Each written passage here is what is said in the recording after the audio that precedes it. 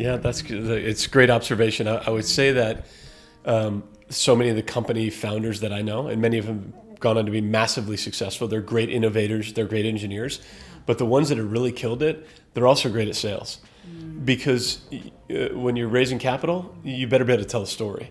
You better be able to share a vision and get investors excited about where you are in the journey, particularly early stage. And so you got to convince somebody, why would I be part of this? So you've got to convince them that they're going to be part of something over the 3 to 5 plus years that's really special. So I think engineer or not, you got to be good at telling a story to attract the right talent.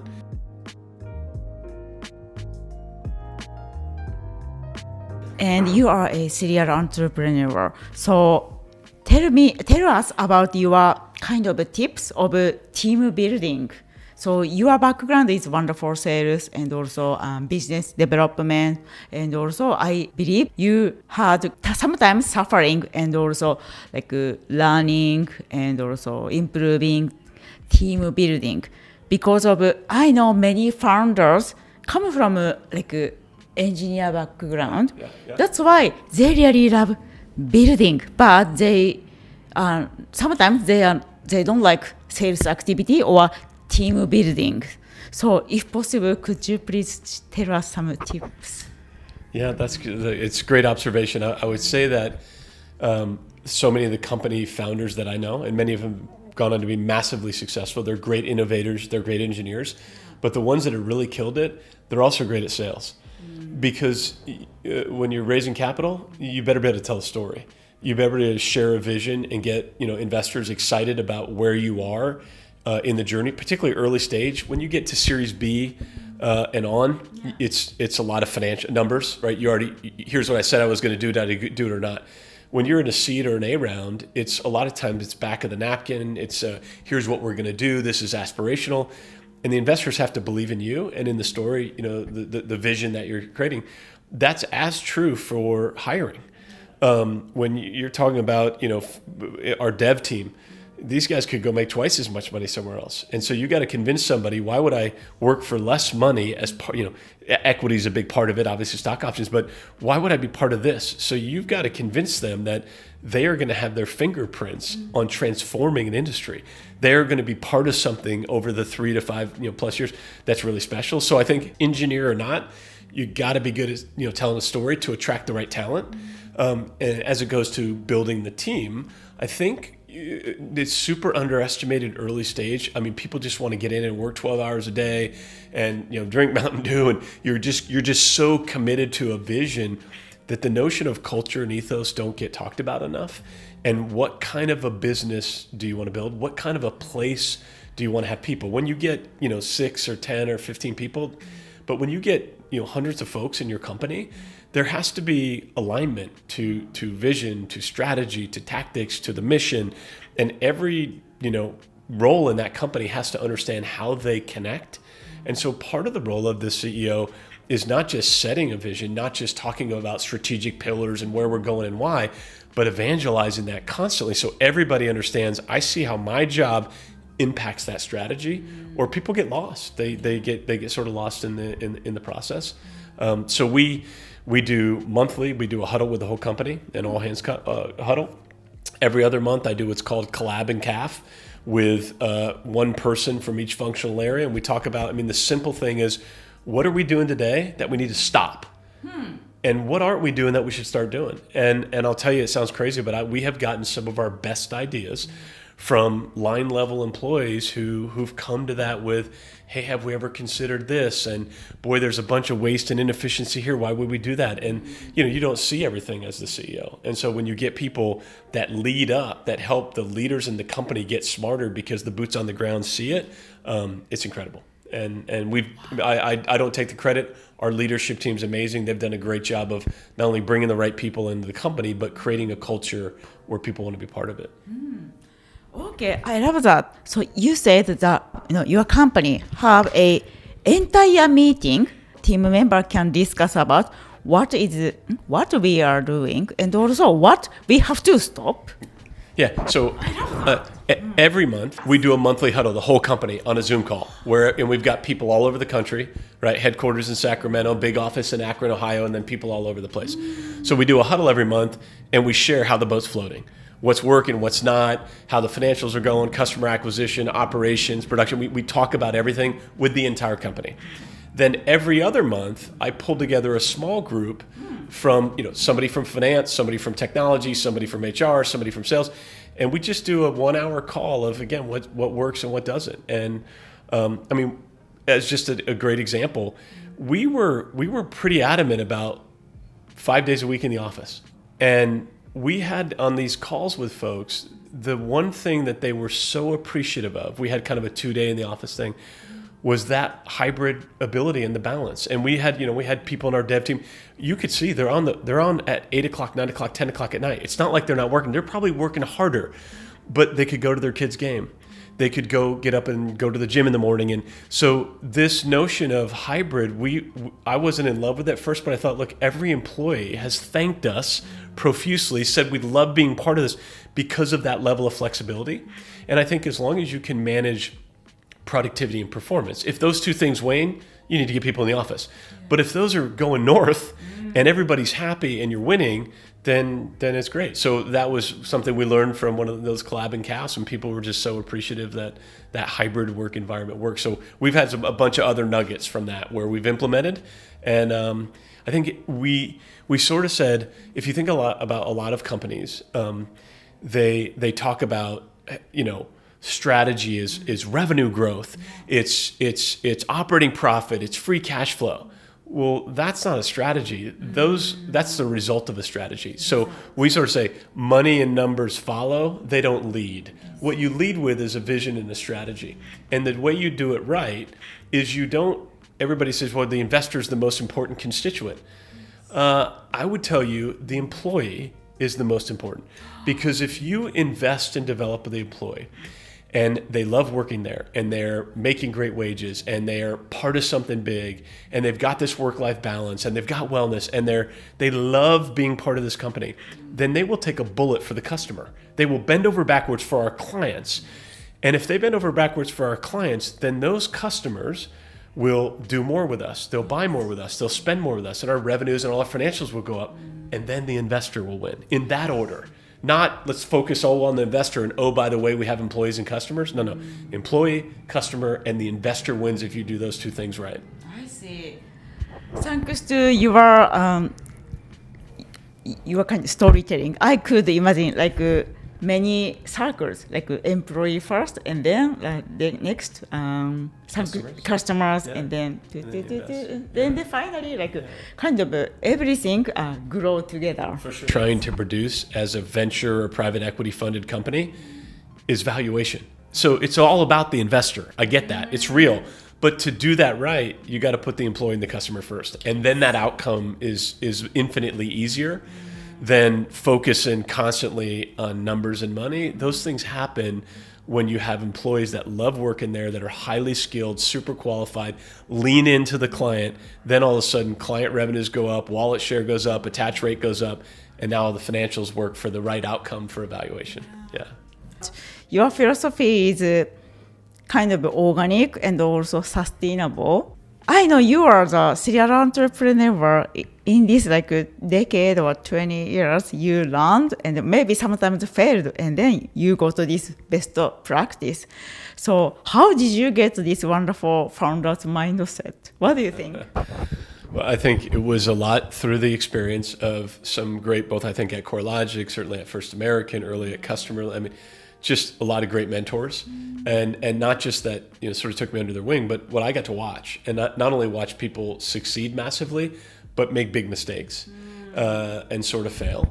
And so, by the time I got in this role, I mean, my playbook for building and growing a successful company, fortunately, was hardened to some extent. But even as we got going, as soon as COVID hit, and as soon as rates went up and transaction volume, and we had to make a lot of changes, and our leadership team kept going, oh my God, this is horrible. And I keep saying, listen, calm seas make lousy sailors. Okay, if everything's always calm, you're not going to be a great leader. You have to be able to navigate the challenges. And in a startup, an early stage company, you're not going like zero to exit with no stress. It's not happening. Okay. I forget who said it, but a friend of mine had said, "Hey, you must feel all these amazing emotions as a CEO of an early stage company." So no, I feel two: terror and euphoria. That's it. It's either, oh my gosh, we got 3 payrolls left. Can we close this round of funding? Are we going to get this development done? Or, wow, we just closed this big round. We've acquired a bunch of new customers. Revenues are through. So there's not a lot in the middle, and you've got to have the constitution to be able to deal with that as the CEO. And again, fortunately, I've got some leadership partners that are amazing, and that we do this together. So yeah, it's been an incredible journey, a great learning. If I was to tell people what are the 2 outside sources that you can learn the most about early stage businesses, founders, entrepreneurialism, they're 2 podcasts. Okay, one is Dave Stern on founders. If you haven't listened to that, it's unbelievable. And the other is Patrick O'Shaughnessy on Invest Like the Best. And he routinely has, the guys at Benchmark, or the guy, I just listened to the founder of Abstract Venture Capital. These guys are so thoughtful in their questioning. Cerna reads all these books and distills it. It's amazing. So in today's world, there's no excuse. There's a lot of information out there.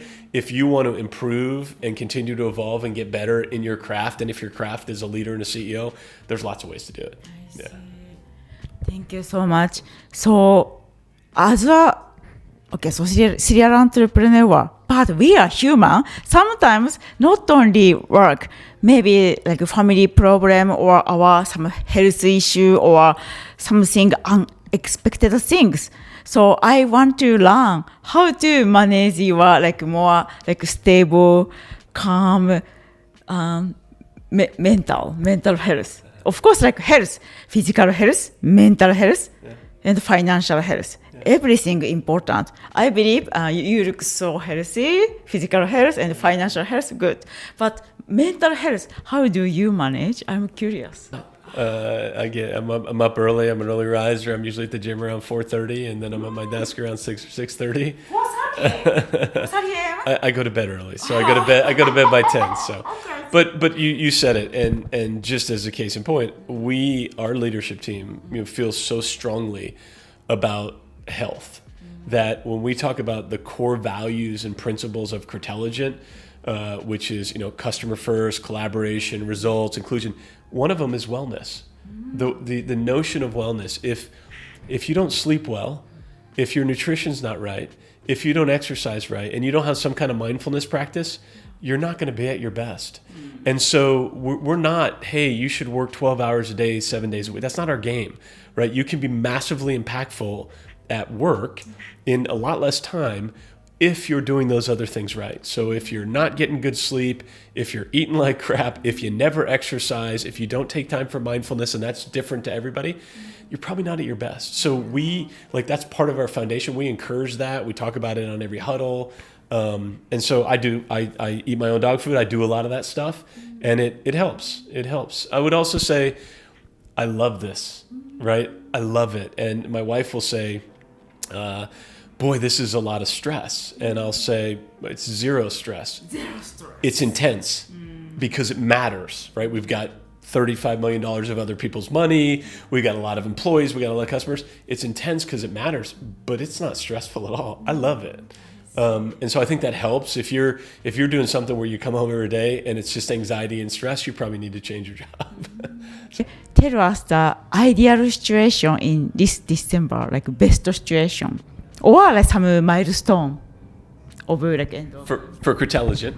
Yeah. So I mean, if you think about the stages of a business, I mean, a lot of the value of companies like ours is not unlocked until year 7, 8, 9, and 10. I mean, you've invested massively in the tech stack. You've built all the solution suite. And with our customer base, you kind of can't go out back of the napkin. You got to have a lot built. So we made a lot of investment. You would call that negative EBITDA, right? We had pretty big operating expenses. Okay, now we're growing revenues at 30 and 35%, sort of year over year and quarter over quarter. and we're not growing our OpEx because all the investment's been made. And so, yeah, we're building a long-term enduring business. We think we want to be the leader in this space. I think CREtelligent in 2026 and 2027 is better than CREtelligent in 2025 with the solutions and the platform and et cetera. So we're on a race to continue just to grow and build a world-class business that makes a great impact on these clients. Yeah. Thank you so much. Okay, so lastly, if you have any pain point, whatever, please share us. Maybe I can help you, or our audience also can help you. That's a great question. I mean, I think one thing I would say was always retention. We've been incredibly fortunate. I think we've built a great business and a great place to work, and we've had very, very little turnover there. But when folks are in a role, in a stage of a company like this, if you're a large company, you can do job rotation. You can do you put them in different. When we were at CoreLogic, we sent people to over Australia. I mean, you give people great opportunities to continue to develop and evolve. In a smaller business at this stage, that's challenging. And so somebody does something for 1 and 2 and 3 years, and yes, they make a little money, and yes, they have their fingerprints, but they want that next challenge. In an earlier stage company, that sometimes is hard to be able to do that rotation and continue to develop, et cetera, as everybody's kind of marching to go take the hill. So that's something that we consider and we look at. It hasn't really impacted us massively negative, but I see some people that I know they're ready for that next challenge, and we got to figure out how to deliver that for them so they do it with us and not somewhere else. So yeah, I'd love to hear any feedback you or any of the listeners have. I see. Yeah. LinkedIn or email is a.romano@CREtelligent.com. Open to any emails and LinkedIn. Love to chat with people and hear about what's working for their companies. Yes, please reach out to Anthony. Okay, thank you so much for your wonderful wisdom. Thank you for having me. Very much appreciated, and best of luck to you. Yeah, thank you. Bye bye. The 3 key takeaways from the conversation with Anthony, part 2. 1. Storytelling is essential for sales, hiring, and fundraising. Anthony emphasized that even engineer founders need to become strong storytellers. Whether it's convincing investors to back your vision, top talent to join for less money but more equity, or customers to adopt a new solution, your ability to tell a compelling story is what drives belief and buy-in. Example, early stage fundraising isn't about spreadsheets. It's about painting a vision investors can believe in. 2. Culture and communication are core to scaling. He stressed that culture is underestimated in early stage startups. Beyond vision and strategy, CEO must evangelize value consistency, so every team member sees how their role connects to the company mission. Example, CREtelligent run monthly all-hands huddles and smaller cross-functional collab and CAF sessions to surface ideas from line-level employees. These have led to impactful shifts, like adopting hybrid work after employees voiced its importance. 3. Employee first, customers second, investors last. Anthony's philosophy flips the traditional investor first mindset. He believes that if you develop employees' wellness, balance, growth, they will take a bullet for customers. Happy employees create happy customers, and only then do investors win. Example, CREtelligent includes wellness as a core company value.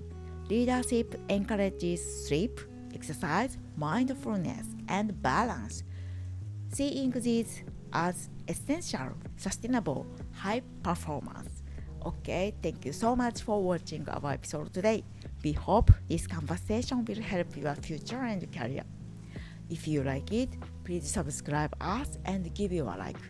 Okay, thank you so much. Bye bye. またね。チャオ。